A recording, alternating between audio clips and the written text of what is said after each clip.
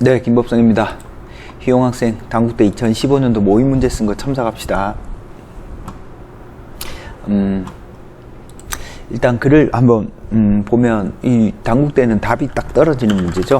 당국대는 답이 정해져 있다. 그래서 많은 걸 쓰려고 하지 말고 간단 명료하게 정확하게 학교 측의 의도를 분명하게 쓴다는 생각으로 글을 쓰자. 알겠죠? 무슨 말인지. 그래서 많이 생각하지 말고 분명 이건가 저건가, 그래서 명확하게만 딱 생각을 하시면 크게 무리가 없습니다. 알겠죠? 무슨 말인지. 자, 그럼 이번 2015년도 지난 시간에 쓴 거 잘 썼는지 한번 봅시다. 희용이는 기본적으로 글을 쓰는 능력은 잘 갖추고 있으니까 주어진 시간에 정확하게 쓰면 충분히 잘 쓸 것 같고, 희용이는 오히려 이제 연습 때보다는 실전에서 좀 더 좋은 글을 쓸 가능성이 높을 것 같아요. 그러니까 글 쓰는 평상시 스타일을 봐서. 그래서 집중만 하면 충분히 완성도 높은 글을 쓸 수 있으니까 집중도 있게 수업 시간에 배운 것을 적극 활용해서 씁시다. 자, 알겠죠? 무슨 말인지. 자, 그러면 당국대 문제 한번 봅시다. 1번은 가에서 자신을 대하는 바람직한 태도를 나타내는 단어 하나를 찾은 그 단어에 기초하여 이 글의 주장을 요약하라. 일단 가에서 자신에 대하는 바람직한 태도를 나타내는 단어는 자기애이다. 잘 찾았네요. 그죠? 자기애.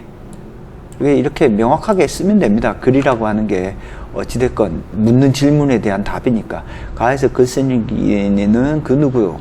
자기 자신을 어떤 흥망성쇠하게 만들 수 있는 사람은 오로지 자기 자신뿐이라고 말한다. 그렇게 하기 위해서 자기애를 바탕으로 긍정적 삶을 살아가야 한다는 것이다. 또한 자기애를 가지고 긍정적 삶을 살아가면 어떠한 시련도 극복할 수 있다고 본다. 더하여 그러한 자세에서부터 바람직한 사회적 관계 또한 얻을 수 있다고 보면 궁극적으로 행복을 얻을 수 있다고 한다. 마지막으로 글쓴이는 자기의 긍정 없이 열등감 속에서 살아가는 이들을 부정적으로 평가한다. 결국 자기애라고 하는 것이 자기 자신뿐만이 아니라, 그죠? 자기 자신뿐만이 아니라 내가 이 세상 속에서 살아가는 어떤 사람과의 관계를 맺을 때 있어서 어떤 관계의 기본 태도라고 보는 거죠. 그죠? 그래서 자기애가 강한 사람은 세상을 긍정적으로 보면서 서로 대등한 어떤 상호작용을 할 수 있는 겁니다. 자, 1번 문제에 대한 어떤 답은 뭐 크게 무리가 없네요. 1번은 잘 썼습니다.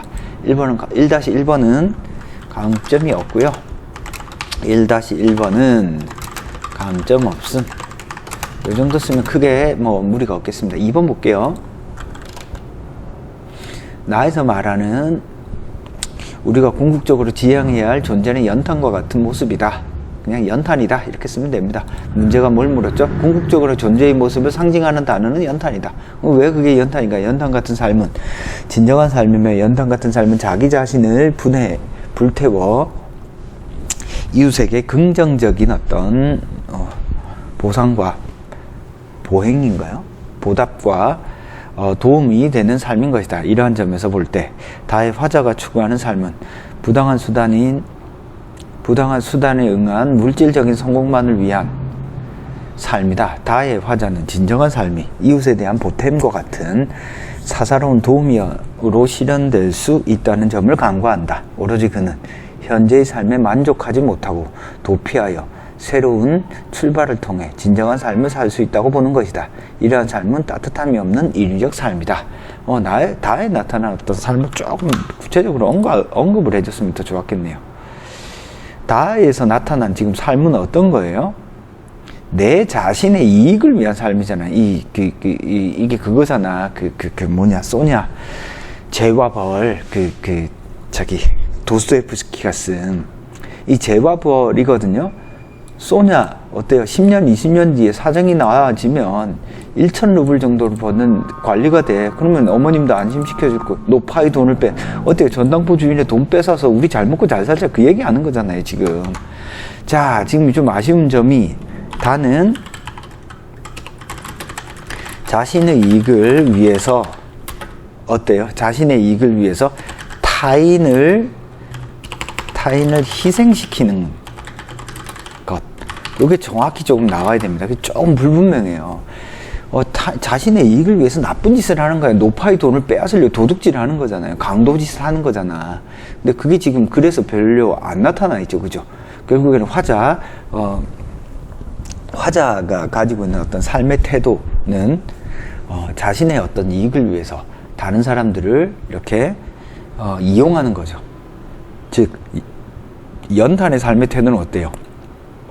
자기를 희생해서 자기와 남도 모두 이익을 얻는 건데 최선을 다해서 살아가는 건데 자기의 이익을 위해서 남에게 피해를 주는 거잖아요.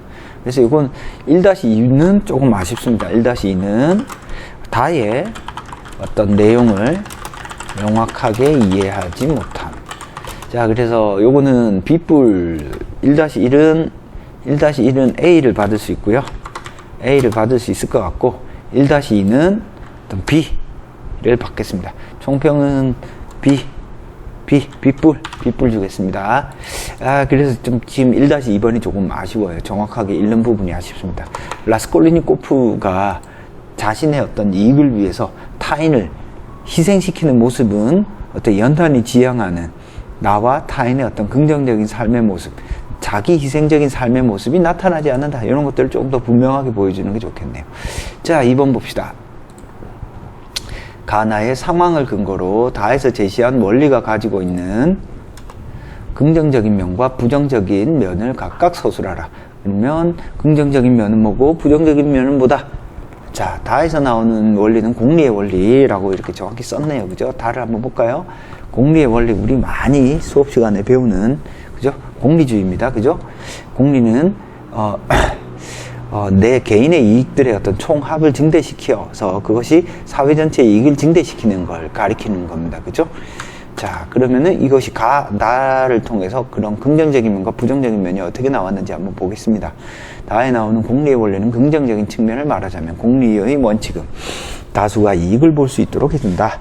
나에서 볼 수 있듯이 화자는 마을 사람들의 안전을 최우선적으로 생각하고 그 안전이 지켜지기 위해서는 마을 내에서 사라진 자리 잡은 질서를 유지해야 한다. 이를 위해 예라고 불리는 글 속에 듣는 이의 질서 수용이 요구되며 그렇게 된다면 공동체 전체의 행복을 가져다 줄 수 있는 것이다. 이러한 면에서 보았을 때 공리의 원리는 결과적으로 효율성을 차원에서 강한 이점을 갖는다. 효율성, 사회 안정, 그죠? 반면에 부정적인 측면을 말하자면 공리의 원리는 전체의 수에서 제외된 소수의 불행을 수반한다. 이는 최대 다수의 이익만을 추구하는 특정 집단에 의해 묵살될 수 있는 소수의 의견과 입장이 존재한다는 것이다. 이로 인하여 가에서와 같은 외국인 차별 대우라는 문제가 제기될 수 있으며 사회적 문제로 이어질 수 있다. 가에서 볼 수 있듯이 지문 채취, 얼굴 사진, 촬영 같은 강력한 입국 심사는 테러리스트 방지, 불법 체류 등과 같은 역할을 한다. 이는 나아가 국민 모두를 안전하게 해줄 수 있는 필수적인 것이다. 하지만 외국인에게만 국한되는 차별적 대우를 하게 된다면 그 외국인의 모습과 모국과의 외교적 충돌 또한 무시할 수 없다. 자, 이거 지금 가는 이렇게 명확하게 이야기했는데 나는 이제 제시문을 나도 언급을 하긴 했네요.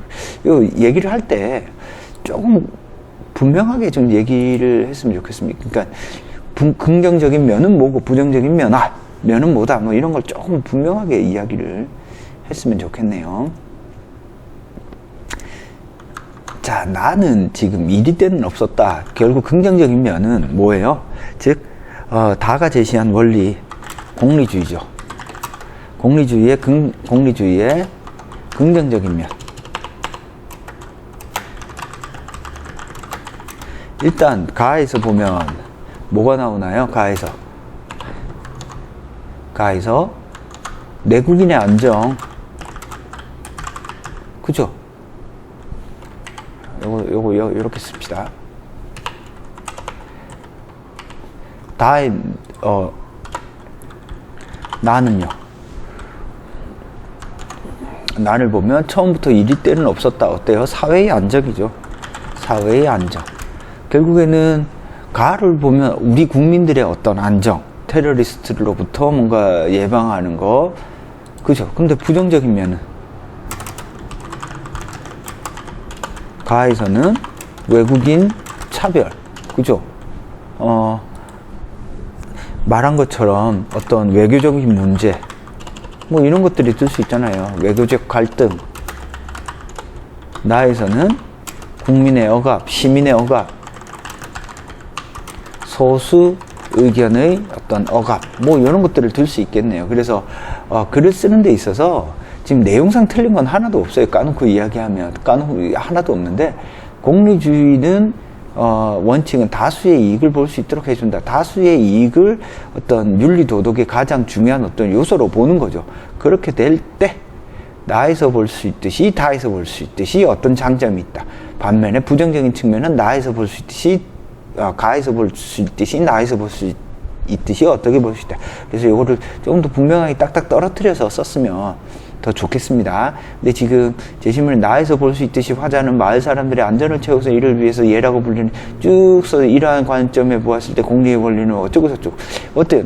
가나를 같이 이야기해야지. 그래서 글을 구성하는 데 있어서 전체적으로 긍정적인 측면 한 덩어리 가나를 통해서 이야기하고, 부정적인 측면 한 덩어리 가나를 통해서 이야기하고. 그래서 각각의 제시문을 좀 더 명확하게 활용을 했으면 좋겠다. 자, 총평을 하면 이거는 A- 주겠습니다. 크게 틀린 부분은 없는데 글의 구성이 아쉽다. 가독성이 조금 떨어진다. 자, 어떤 뜻인지 알겠죠? 그래서 구성, 가독성을 조금 생각하면서 글을 쓰는 게 좋겠습니다. 오케이. 자, 2번은 그래서 A- 줄 수 있을 것 같고요. 자, 그 다음에 3번 보겠습니다.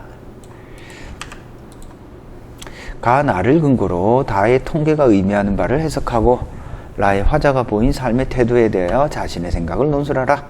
자, 문제 한번 볼까요? 자, 3번은 다의 통계, 어떤 거죠? 경제 수준 대비 사회 복지 수준이 우리나라가 어때요? 2001년부터 10년, 대략 10년 차이로 오면서 어떤 특징이 있죠? 높아졌다라는 건 동의합니다. 그죠? 그리고 매우 낮다라는 건 줄었습니다. 그리고 중간 부분 대체로 낮다. 이런 부분도 이래 조금 줄어들었네요. 그죠? 결국 한국인은 경제 수준 대비 사회 복지 수준이 조금 높다라고 이야기하는 게 지금 다에서 말하는 통계의 모습들이네요. 그죠? 라의 화자가 보인 삶의 태도. 라의 화자는 딸아이가 이제 월급을 처음 받았는데, 그죠? 근데 이 월급을 보면서 어때? 끝없는 순환에 안도해 있다. 얘도 이제 직장 생활을 계속 하겠구나. 이런 걱정을 하는 거죠. 그 아이는 아마 월급쟁이로 평생 살아가게 될 것이다. 진부하게 꾸역꾸역 이어져가는 이 일상성은 얼마나 경건한 것인가. 나는 이 무사한 하루하루를 순환해 죽는 날까지 계속되기를 바랬고, 그것을 내 모든 행복으로 삼기 시작했다. 자, 근데 이제 행복 수준을 딱 보시면 평균은 비슷합니다. 그죠? 근데 2013년과 2008년 사이에 어떤 차이가 있죠? 불행하다, 이 부분은 조금 줄여서 매우 불행하다. 그렇지만 어때요? 매우 행복하다가 어때요?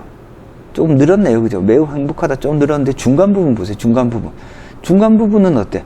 전부 다 불행하다가 조금 더 늘었어요. 중간층에서. 그죠? 그런 것들을 조금 읽어 주시면 되겠습니다. 자, 그래서 가와 나, 어떤 양적 연구 방법, 삶의 질, 요 얘기네요. 그죠? 자, 그럼 봅시다. 다의 그래프는 한국 사람들이 경제 수준 대비 사회복지 수준과 행복 수준에 관련된 의식의 가치관을 추상적 개념을 수치화하여 나타낸 것. 인간의 가치, 의식과 같은 부분은 인간의 내면 세계라는 어떤 경량화하기 어려운 부분이다. 하지만 다에서는 사회복지 수준과 행복 수준을 보여주는 그래프를 같이 배열하여 복지 수준의 변화에 따른 행복 수준의 변화를 보여준다. 오케이. 조금만 더, 무슨 내용인지 다 들어있으니까 바로 이걸로 가면 좋겠네. 다에서는 사회복지 수준과 행복 수준을 보여주는 그래프를 같이 배열하여 복지 수준의 변화에 따른 행복 수준의 변화를 보여준다. 자, 이렇게 딱, 요것만 딱, 먼저, 이 앞부분은 어때요? 비슷한 얘기잖아. 날려도 되겠네요. 그죠?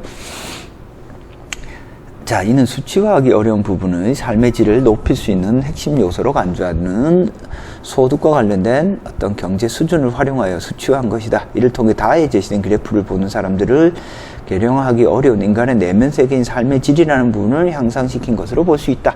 그래서 요거는 조금 여기만 딱 쓰면 돼. 앞부분에 네 줄은 생략합시다. 그죠? 네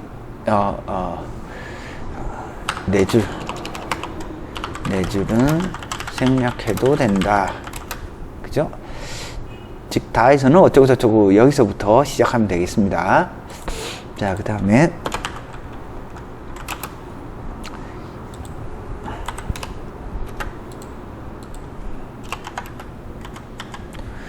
자, 라의 화자는 안정적이고 따분한 삶을 시작한 딸의 인생에 대해 만족하고 그런 삶에 안주하고 싶어 하는데 나는 이런 안주적 태도에 대해 반대한다.